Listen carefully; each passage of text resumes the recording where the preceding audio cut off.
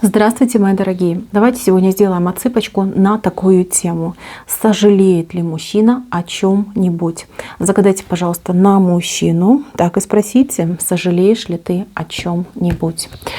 Напоминаю, что еще больше видео вы сможете найти на моем YouTube-канале «Магия песка». Так, конечно, сожалеет. Сожалеет, что не сделал то, что должен был, то, что собирался, то, что планировал, и то, чего просило его сердце. Знаете, этот мужчина хотел, возможно, прожить с вами всю свою жизнь, и в какой-то момент дал слабину, не смог это озвучить, не смог выдавить из себя эти самые заветные слова.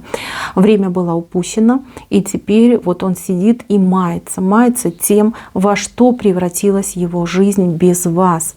Сейчас бы, да, вот он закрывает глаза и думает, сейчас бы мы сидели в обнимочку, кушали вкусную еду, обнимались, поцеловались, все бы было у нас хорошо.